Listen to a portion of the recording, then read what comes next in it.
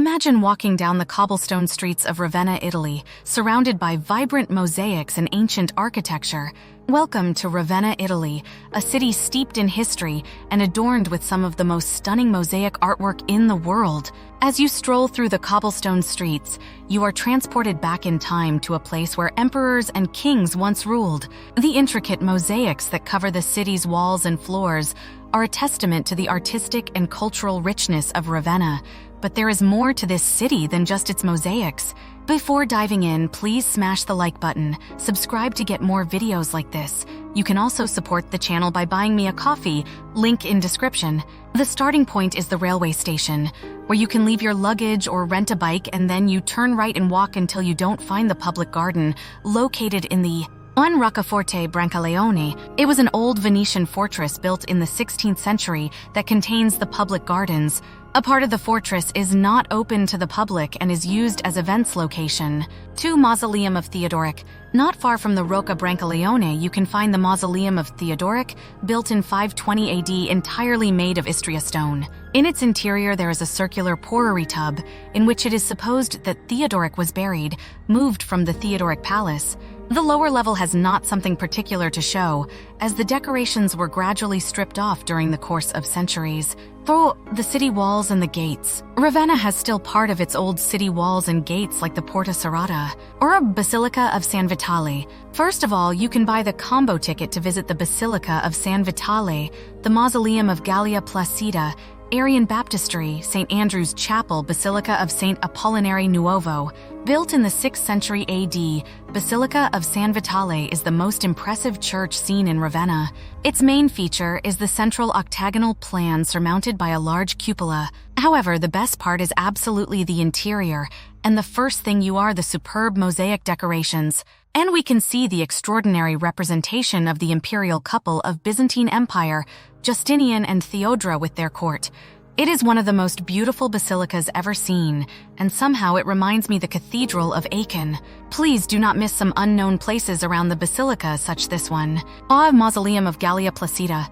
Once left the Basilica of San Vitale, you can find the Mausoleum of Galla Placidia, where the emperor and his wife Galla Placidia were buried. Built during the 5th century, the exterior is quite sober, but once you cross the door, you will enjoy the fantastic Ravenna mosaics, in particular a cupola with stars, and the graves of Galla Placidia and the emperor, and also other superb mosaics. 6. Domus dei Tappeti di Pietra.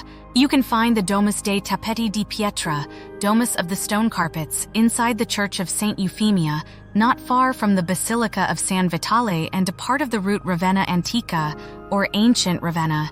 7. The Squares of Ravenna. A nice place where to have a coffee is the Café Court Cavour, then Piazza e Costa with its covered market, Mercato Coperto, and then if you walk along Via I Voi November, you can reach Piazza del Popolo, the heart of Ravenna. The Neonian Orthodox Baptistery and the Archiepiscopal Museum. Not far from Piazza Garibaldi, you can find another complex of UNESCO sites, the Neonian Orthodox Baptistery and the Archiepiscopal Museum. The Neonian Orthodox Baptistery is the most ancient monument in Ravenna. Built at the end of the 4th or the beginning of the 5th century AD, its interior is decorated with bright mosaics that reflect the Hellenic Roman influence. Left the Neonian Baptistery, you can go to the closer Archiepiscopal Museum that displays 2 masterpieces such as the St. Andrew's Chapel and the Ivory Throne. 9. Palazzo della Provincia and Dante Alighieri's Grave and Museum. Close to the Neonian Baptistery, there's the Palazzo della Provincia, and the most important monument, the grave of Dante Alighieri, the most important Italian poet, died here in Ravenna. The museum has this nice cloister. 10. Basilica of St. Apollinare Nuovo. This basilica was built in the 6th century as Theodoric's Palatinate church. The most impressive part, however, is the interior with its magnificent mosaics that represent the procession of virgins and martyrs. 11. Palace of Theodoric. This building is not exactly the power center of the Emperor Theodoric. There's a debate about its destination. 12. Aryan Baptistery. The last attraction of the UNESCO sites of Ravenna is the Aryan Baptistery. This time the entrance is completely free.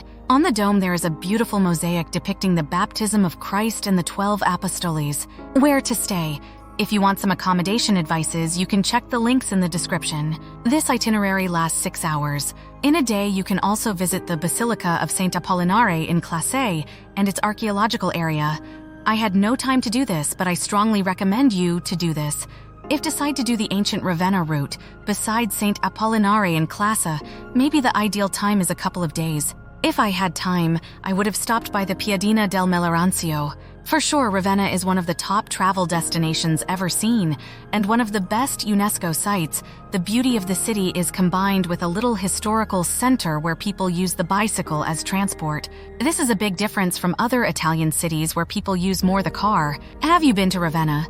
If you like my content, you can also support me by buying me a coffee, link in description.